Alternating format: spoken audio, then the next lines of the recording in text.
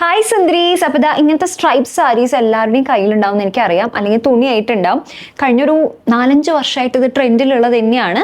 അപ്പോൾ ഇപ്പോഴും നമുക്കത് സാരി ആയിട്ട് ഉടുക്കണ്ട, വേറെ ഏതെങ്കിലും രീതിയിൽ കൺവേർട്ട് ചെയ്യണം എന്നാണെങ്കിൽ ഞാൻ 3 ഐഡിയാസ് പറഞ്ഞുതരാം കേട്ടോ. നമുക്ക് കുറച്ച് ആർഭാടായിട്ട് ചെയ്തെടുക്കണമെങ്കിൽ ദാമണി ചെയ്യാം കേട്ടോ. അപ്പോൾ അതിന് സ്കേർട്ടിന് നോക്കുകയാണെങ്കിൽ ഒരു 5-5.5 മീറ്റർ വേണം, ബ്ലൗസിന് നോക്കുകയാണെങ്കിൽ 1 മീറ്റർ, ദുപ്പട്ട നമുക്ക് അങ്ങനെ മേടിക്കാം, അതല്ലെങ്കിൽ 2.25 മീറ്റർ വേണം. അപ്പോൾ അത് കണക്കാക്കിയിട്ട് നമുക്കൊരു ഫാബ്രിക് നോക്കണം കേട്ടോ. സാരി വെച്ചിട്ടാണെങ്കിൽ നമുക്ക് ബ്ലൗസും സ്കേർട്ടും മാത്രമേ പറ്റുള്ളൂ, ദുപ്പട്ട വേറെ മേടിക്കേണ്ടി വരും കേട്ടോ. അപ്പോൾ നമുക്ക് വേണമെങ്കിൽ സൈഡിൽ കുറച്ച് ഹാൻഡ് വർക്കും കാര്യങ്ങളൊക്കെ കൊടുക്കാം, അതല്ലെങ്കിൽ സിമ്പിൾ ആയിട്ട് ഹാൻഡ് വർക്ക് ഇല്ലാണ്ടും ചെയ്തെടുക്കാവുന്ന നല്ലൊരു ലുക്കാണ് കേട്ടോ. എനിക്ക് ഒരുപാട് ഇഷ്ടപ്പെട്ടു. അടുത്ത് വന്നിട്ട് നമുക്കൊരു കുർത്ത ടോപ്പും അതേപോലെ തന്നെ പലാസോ പാൻസും പോലെ ചെയ്തെടുക്കാവുന്നതാണ്. പലാസോ പാൻസിന് തുണി ഇല്ലാത്ത കാരണം ഞാൻ സാധാരണ ഒരു ക്രീം ഫാബ്രിക് വെച്ചിട്ട് തന്നെ ചെയ്തു.